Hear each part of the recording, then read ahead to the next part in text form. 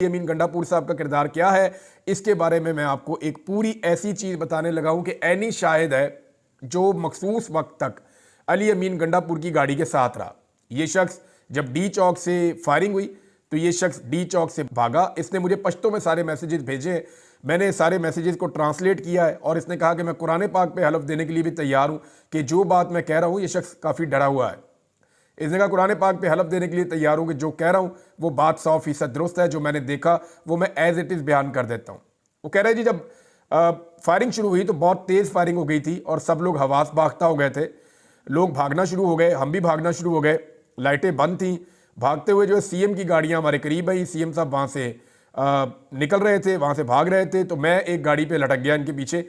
मैंने मुंह के ऊपर वो कपड़ा वगैरह लपेटा हुआ था और बहुत सारे और लोग हैं जिन्होंने लपेटे हुए थे। सीएम के अपने गार्ड्स जो है उन्होंने भी कपड़े लपेटे हुए थे कुछ ने। उन्होंने कहा जी मैं वहाँ से सीएम की गाड़ी के पीछे लटक गया और गाड़ी बहुत तेज़ चला रहे थे वो।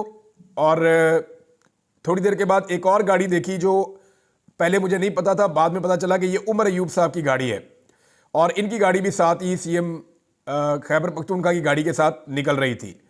फिर वो पुल जहाँ पे नीचे अली अमीन गंडापुर साहब ने तकरीर की थी, ये उस पुल पे पहुँचे और उसको जब क्रॉस किया और वहाँ पे उस पुल पे पहुँच के अली अमीन गंडापुर ने जहाँ तकरीर की थी वहाँ आगे गाड़ियाँ और भी खड़ी थी। वहाँ जनाब वो कहते जी गाड़ियाँ रोकी और पुल के ऊपर से गाड़ियाँ आगे लेकर गए और तेज़ी से एक ब्रेक मारी तो एक सिक्योरिटी का जो लड़का था जो गंडापुर साहब की सिक्योरिटी में था, गाड़ी उसको भी जाकर लगी लेकिन वो बच गया। और इसके बाद उसने बताया जी कि लड़के को गाड़ी टच हुई लेकिन वो लड़का बच गया। अली अमीन उतरकर फ़ौरन दूसरी गाड़ी में गए जिस गाड़ी में उमर अयूब और बुशरा बीबी मौजूद थे, यानी दूसरी गाड़ी थी उसमें बुशरा बीबी और उमर अयूब दोनों पहले से मौजूद थे। अली अमीन गंडापुर साहब उतरे और उस गाड़ी के अंदर जाकर बैठ गए। इन्होंने वहाँ से गाड़ियाँ भगाई और गाड़ियाँ उन्होंने भगाई और आगे एक जगह पहुँचे तो रास्ता बंद था, यानी पुल के दूसरी कोने पे गए, उस तरफ जाके देखा तो वह रास्ता बंद था और वो रास्ता खुला हुआ नहीं था। तो बुशरा बीबी उस वक्त गाड़ी से बाहर निकल आई और उन्होंने कहा कि तुम कहाँ जा रहे हो, क्यों वापस जा रहे हो, किधर को जा रहे हो, वापस नहीं जाना। तो जो गाड़ी थी उसकी सिक्योरिटी के लिए जो लोग साथ गाड़ी के लटके होते हैं वो ऊपर चढ़े होते हैं, जैसे इमरान खान साहब की गाड़ी के ऊपर भी आपने देखा होगा। तो उनमें से एक बंदा जो है उसने बुशरा बीबी के कंधे पे हाथ रखा और उसने कहा कि आप गाड़ी के अंदर बैठें।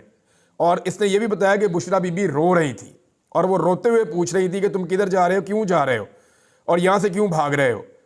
तो गाड़ी के ऊपर जो बंदा था उसने बुशरा बीबी के कंधे पे हाथ रख के कहा कि बैठ जाओ गाड़ी में, और उन्होंने ज़बरदस्ती की और उन्हें गाड़ी में बैठा दिया। वो फिर दोबारा गाड़ी से निकली। थोड़ी देर के बाद जब दोबारा गाड़ी से वो निकली और उन्होंने चीखना शुरू किया तो उसी सिक्योरिटी